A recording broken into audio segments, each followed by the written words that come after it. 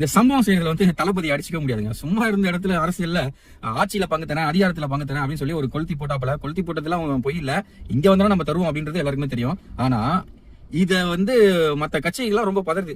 முக்கியமான கட்சிகள் கூட்டணி வர போறவங்க கிட்ட எல்லாம் வந்து எங்க இதெல்லாம் நம்ம கிட்ட கேட்டுவாங்களோ, ஆட்சியும் அதிகாரத்திலும் பங்கு கேட்டுவாங்களோ, நம்ம வந்து இவ்வளவு நாள் அடிமையா வச்சிருந்தோம், இவங்க வந்து இப்போ வந்து ஆட்சியும் அதிகாரத்திலும் பங்கு கேட்டா நமக்கு சேர் ஈக்குவலா போட்டு உட்காந்துருவாங்களோ அப்படின்ற வந்து அடிமடியிலே கை வச்சானே இந்த வேன் தம்பி அப்படின்ற மாதிரி அவருக்கு வந்து தோணுது. இதெல்லாம் விடுங்க, ஒரு முக்கியமான ஒரு விஷயம். ஒருத்தர இந்த கட்சியை விட்டு தூக்குறதுக்கான வேலைப்பாடுகள் நடக்குது. இப்படி எங்க தலைவர் வந்து கட்சியை விட்டு தூக்கக்கூடாதுன்னு ஆதரவா அவரோட ஆதரவாளர்கள் 5 பேர் தீ குளிச்சு சாகுறாங்க. யாருன்னா மேலப்பாளையம் கணேசன், இடிமலை அத்தப்பட்டி பாண்டி, உப்பிலியாபுரம் ரவிச்சந்திரன், கோவை பாலன், கும்பகோரம் சரவணன். இப்படி 5 பேர் வந்து எங்க தலைவரை வந்து நீங்க கட்சியை விட்டு தூக்குற நடவடிக்கையில ஈடுபடக்கூடாது அப்படின்னு சொல்லிட்டு அவர் வந்து தீ குளிச்சு சாகுறாங்க. தன்னோட உயிரை, தன்னோட உடம்ப எண்ணெய் ஊத்தி கருகி சாகுறாங்க. அவ்வளவு துடிக்க எதுக்காகனா அவரு மேல இருந்த ஒரு பற்று.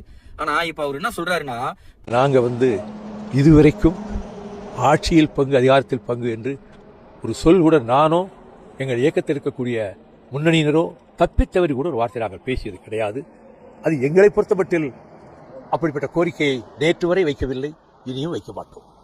நாங்க தப்பித்தவரி கூட தெரியாம கூட ஆட்சியில பங்கு அதிகாரத்துல பங்குன்னு கேட்டவே மாட்டோங்க. ஐயா எங்களுக்கு சீட்டை கிட்ட குறைச்சிடாதீங்கன்ற தோணியில பேசுறாரு. இது எவ்வளவு வருந்தத்தக்க ஒரு விஷயம். உங்களுக்காக உயிர் நீத்த அந்த 5 பேரை நினைச்சு பார்க்கணும். அப்புறம் போக்ஸ்டோ சட்டத்துல நீங்க கைது செய்யும் போது 2002 ஒருத்தர், அறிவழகன் 2018 இன்னொருத்தர், இந்த மாதிரி 7 பேர் உயிர் தியாகம் செஞ்சிருக்காங்க உங்களுக்காக. இது உங்களோட உரிமை, கடமை தானே. அதை கூட கேட்க மாட்டீங்கன்னா கேட்காம இருந்து போங்க. ஆனா அதை ஒரு பகிரங்கமா வெளிப்படையா சொல்றீங்கன்னா அப்ப அவங்களோட ஆன்மா அவங்கள சும்மா விடுமா?